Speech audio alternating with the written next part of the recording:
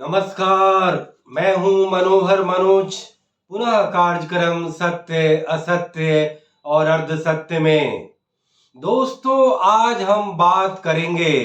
भारत के सार्वजनिक पटल पर छाए उस मुद्दे को लेकर जो मुद्दा आगामी लोकसभा चुनाव में सबसे बड़ा मुद्दा बनने जा रहा है, यानी कि अयोध्या में राम लला के मंदिर के प्राण प्रतिष्ठा का जो एक महा कार्यक्रम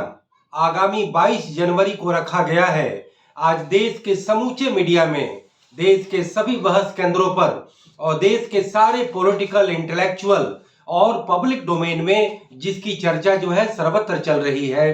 कि देश में एक नए एक युग का पुनरोदय होने जा रहा है। देश के हिंदू धर्म और सनातन धर्म के सबसे बड़े अधिष्ठाता भगवान राम की पौराणिक नगरी अयोध्या में उनके जन्म स्थान पर, जिसका कि कभी अतीत में इनक्रोच करके उन्हें हटा करके बाबरी मस्जिद का निर्माण मुगल सम्राट बाबर ने किया था, आज पुनः वह रीइंस्टेट हो रहा है। राम लला के मंदिर की पुनर्स्थापना हो रही है। बरसों चले आंदोलन, राजनीतिक डोमेन में बना यह मुद्दा, फिर उसके बाद न्यायिक कार्रवाई, आपस की सुलह बातचीत और फिर उसके बाद राम लला के मंदिर के एक तरह से कार्य का एक तरह से शुरुआत, और फिर ठीक आगामी 22 जनवरी को इस राम लला के मंदिर का प्राण प्रतिष्ठा का कार्य का एक तरह से महागणेश, जो कि भारत के सर्वशक्तिमान प्रधानमंत्री नरेंद्र मोदी जिसमें शिरकत करेंगे, वह उसके मुख्य अतिथि होंगे या नहीं होंगे, लेकिन कुल मिलाकर के ये भाजपा, आरएसएस और विश्व हिंदू परिषद का कार्यक्रम बताया जा रहा है। दोस्तों, इस राम मंदिर के निर्माण को लेकर के कई सारी बातें चल रही हैं। एक तो ये कि हिंदू धर्म और सनातन धर्म के चार सबसे बड़े महत्वपूर्ण पीठ कहे जाने वाले शंकराचार्यों ने इस राम मंदिर की प्राण प्रतिष्ठा कार्यक्रम का बहिष्कार यह कहकर के किया है कि अभी मंदिर का कार्यक्रम कार्य जो है अधूरा है और ऐसे में प्राण प्रतिष्ठा का कार्य करना यह उन्हें ठीक नहीं लगता, और उन्होंने इस कार्यक्रम में शिरकत करने से इनकार कर दिया है। कहा जा रहा है कि कुल मिलाकर के ये एक राजनीति का डोमेन बना है। एक खास संगठन, एक खास वर्ग पूरे हिंदू धर्म की अस्मिता के पुनरोदय और पुनर्जागरण के बहाने उसका राजनीतिक लाभ लेना चाहता है। एक तरफ ये कहा जा रहा है कि भारत में सांस्कृतिक पुनर्जागरण हुआ है, एक सांस्कृतिक महाउद्घोष हुआ है, देश की हजारों साल पुरानी सनातन सभ्यता का एक नए सिरे से पुनरोदय, एक तरह से नए तरीके से श्री गणेश हो रहा है, जिस अस्मिता को मध्य युग के 500 और 600 सालों की इस्लामिक और फिर ब्रिटिश शासन में बहुत बड़ा धक्का पहुंचा था। और भारत के सनातन धर्म के, हिंदू धर्म के तीन जो अजीम तीर्थ स्थल हैं, यानी कि अयोध्या में रामलला का मंदिर, बनारस में काशी विश्वनाथ का मंदिर और मथुरा में श्री कृष्ण जन्मभूमि पर जो है उनका मंदिर, ये तीनों मंदिर का कहीं न कहीं विदेशी आक्रांताओं ने और उनके धर्म के गुरुओं ने कहीं न कहीं हिंदू धर्म के, इस राष्ट्र के सबसे बड़े धर्म के सबसे अजीम तीर्थ स्थलों पे इनक्रोच करके और उनको कहीं न कहीं एक तरह से विखंडित किया, कहीं न कहीं अपने धर्म के प्रतीक चिन्हों को और धार्मिक केंद्रों की स्थापना एक एक एक एक तरह से बड़ा ही हिंदू धर्म के लिए एक ऐसा मैसेज दिया जो कि अकेला नहीं था। इसके साथ साथ 30,000 मंदिर तोड़े गए, मस्जिद की स्थापना हुई, हिंदू धर्म और उसकी संस्कृति और सभ्यता किया गया, हिंदू धर्म को कहीं ना कहीं एक तरह से नीचा दिखाने का प्रयास किया गया। और आज जब पूरा युग बदल चुका है, दौर बदल चुका है, देश काल और परिस्थिति एक तरह से नई आ गई है, और भारत के 75 सालों के आजादी के इतिहास में जिन 3-4 बिंदुओं को लेकर के सबसे ज्यादा पब्लिक डोमेन में शब्द गूंजा करते थे कि लोकतंत्र, संविधान, धर्मनिरपेक्षता, समाजवाद, अवसर की समानता, और ऐसे में जो जिस तरीके से घटना की स्थितियों और परिस्थितियों के तहत राम मंदिर के जन्मभूमि के ताले को खुलवाने, फिर उसको लेकर के आंदोलन करने, फिर न्यायिक प्रक्रिया के द्वारा रामलला के मंदिर के कार्य को एक तरह से वहां पर फिर से जो है आदेश देने के बाद जिस तरीके से हम अपने मध्यकाल के और मध्य युग के अस्मिता की हम दुहाई दे रहे हैं, उसको लेकर के कई सवाल पैदा होता है। हम ये मानते हैं कि भारत में या किसी भी देश में संस्कृति एक ऐसा डोमेन होता है जो अपने आप में उस देश और उस काल खंड और उस भौगोलिक खंड के कहीं ना कहीं उसके धर्म, उसके कहीं ना कहीं इतिहास, कहीं ना कहीं उसके जनजीवन, कहीं ना कहीं उसकी सभ्यता और कहीं ना कहीं समाज की पूरी व्यवस्था को अपने में समाहित किए हुए होता है। धर्मों को लेकर के तमाम जो द्वंद्व, द्वेष और आपस में जो तनातनी चलती हैं, वह सांस्कृतिक डोमेन में आकर के वो तिरोहित हो जाती हैं। संस्कृति एक ऐसा विशुद्ध सकारात्मक शब्द है, एक बड़ा ही प्रगतिशील एक ऐसा आवरण है जो धर्म, सभ्यता, संस्कृति, खान पान, सामाजिक जनजीवन और पूरी आचार विचार और व्यवहार को एक तरह से अपने आप में एक नया शब्द देता है और कहीं न कहीं उसे एक गैर विवादित स्थल बनाता है, एक गैर विवादित वस्तु बनाता है। चाहे कोई भी शासन व्यवस्था हो, सांस्कृतिक महत्व का उसमें हमेशा से एक तरह से उसको प्रमुखता दी जाती रही है, वो एक निर्विवाद जो है विषय रहा है। और हम बात करेंगे, भारतीय जनता पार्टी ने जब हिंदू अस्मिता को लेकर के अपनी जब पॉलिटिकल लड़ाई जनसंघ और भारतीय जनता पार्टी के बहाने इस संवैधानिक, सेकुलर और लोकतांत्रिक भारत में आजादी के उत्तरोत्तर काल में जब शुरू किया, तो उसका एक शब्द गूंजा करता था, सांस्कृतिक राष्ट्रवाद। और सांस्कृतिक राष्ट्रवाद से किसी भी धार्मिक कट्टरता की, धार्मिक शासन व्यवस्था की या थियोक्रेटिक शासन व्यवस्था की बू नहीं आती थी। कल्चरल नेशनलिज्म एक ऐसा शब्द था जो भारत के 5000 साल की वह सभ्यता जो रामधारी सिंह दिनकर के शब्दों में लिखी गई, वह महापुस्तक संस्कृति के 4 अध्याय, वैदिक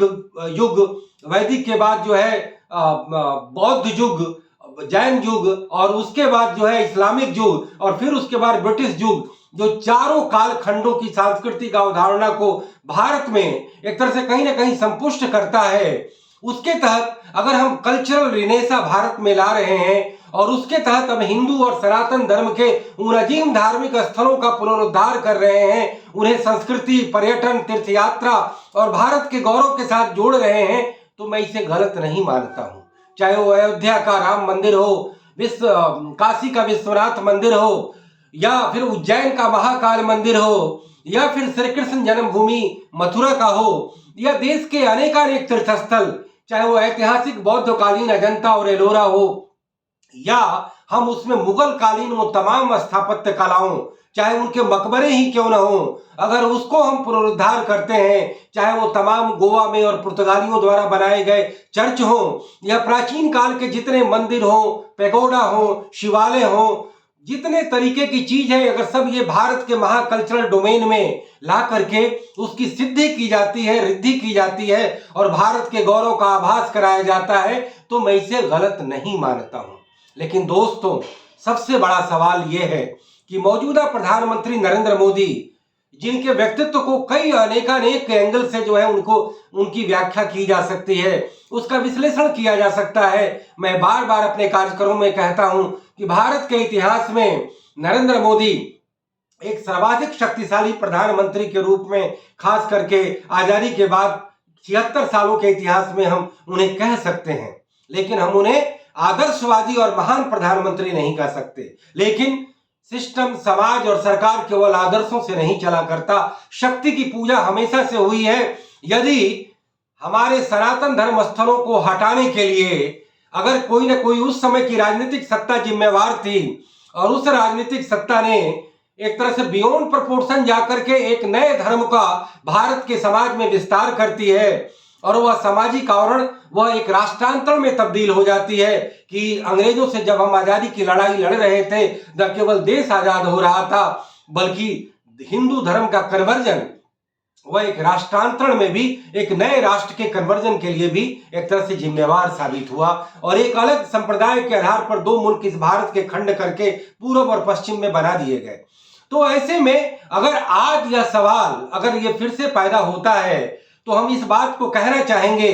कि हम सेकुलरिज्म को लेकर के जो बातें कहते हैं वो कहीं से गलत नहीं है, लेकिन जब हम स्यूडो सेकुलरिज्म की बात करते हैं, जब हम तुष्टीकरण की बात करते हैं, तो सेकुलरिज्म के सारे मायने तार तार हो जाते हैं। और दूसरी तरफ जब हम सांस्कृतिक पुनर्जागरण, राष्ट्र के पुनरेकीकरण और राष्ट्र की विखंडता को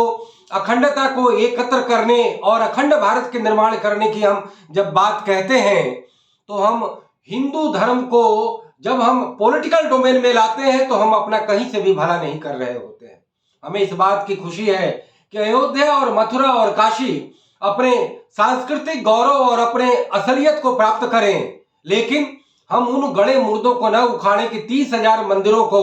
जो तोड़ा गया और उन्हें एक तरह से मस्जिदों में और अनेक अन्य धर्म स्थलों में तब्दील किया गया।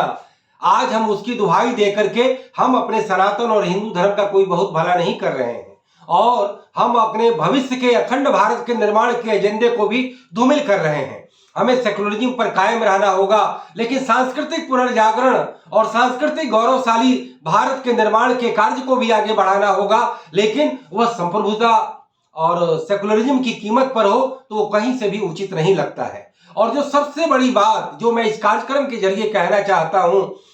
कि ठीक है, वक्त ने हमें एक तरह से राम मंदिर की स्थापना को प्रशस्त किया है और देश के करोड़ों जनमानस जो कहीं ना कहीं धर्म से जिनकी दिमाग और जिनका हृदय ज्यादा प्रभावित होता है, जिनके की हर समानांतर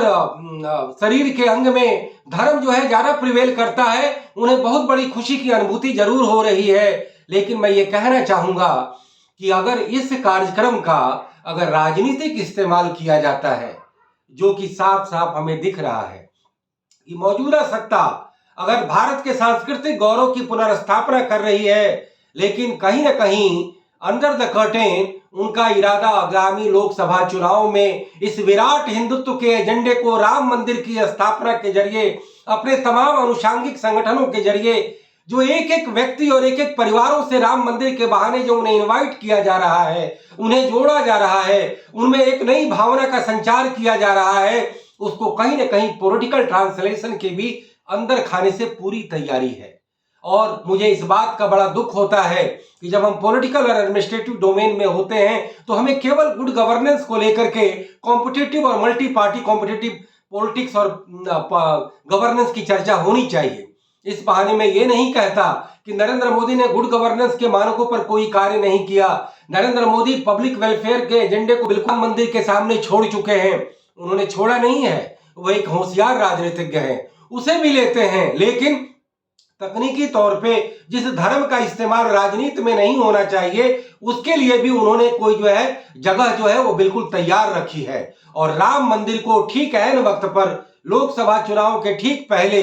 जिस तरीके से उसके उद्घाटन का कार्यक्रम तिथि और पूरा एक राष्ट्रीय एक मोमेंटम जो बनाया गया है, उससे इरादे गलत लगते हैं। ये भारत के लोकतंत्र, भारत के संविधान, भारत के पब्लिक गवर्नेंस और देश की करोड़ों जनता के तमाम जो है सोशियो इकोनॉमिक डेवलपमेंट के कार्य को कुंद बनाने और उसको कॉम्पिटिटिव पॉलिटिक्स के केंद्र से अलग रखने और राम मंदिर के निर्माण के बहाने हिंदुत्व और सनातन धर्म की भावना को फिर से जगाने और अपने वर्ग विरोधी इस्लाम धर्म पर स्कोर करने की पूरी तैयारी है, जो दोस्तों ये बड़ी गलत बात है। मैं भारत के सांस्कृतिक पुनर्जागरण, भारत के अखंड भारत की तरफ मार्ग प्रशस्त करने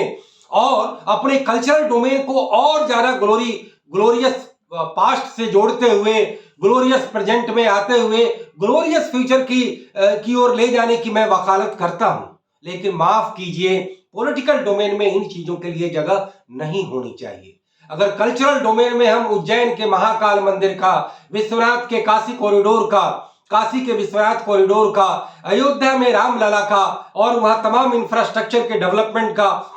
मथुरा का अगर मैं वकालत करता हूं, तो मैं साथ साथ यह भी कहूंगा कि दिल्ली के लाल किला, आगरा, चार मीनार और तमाम इस्लाम की जो तमाम स्थापत्य कला है, ईसाइयों के जो स्थापत्य कला है, बौद्ध और जैन कालीन जितनी स्थापत्य कला है और भारत के विराट सांस्कृतिक डोमेन में जो संस्कृति के 4 अध्याय के द्वारा बड़े अच्छे से मुखरित हुई है, उस सब का गौरव भान जगाया जाए और तब भारत एक ज्यादा सशक्त, मजबूत, विविधता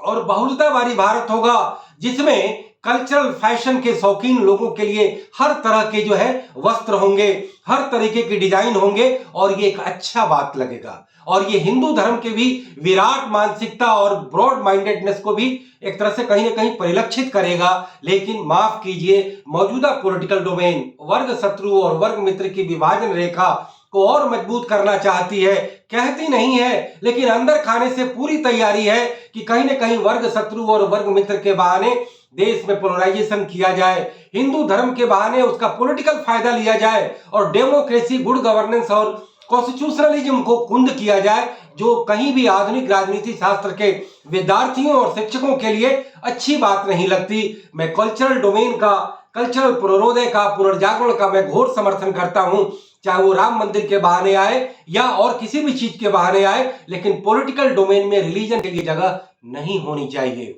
और साथ साथ सत्ताधारी दल के अलावा मैं विपक्षियों को भी इस बात के लिए आगाह करना चाहता हूं कि आप जब डेमोक्रेटिक पॉलिटिक्स करते हैं, कॉम्पिटिटिव पॉलिटिक्स करते हैं, तो जिस कास्ट के झंडे को, जातिवाद के झंडे को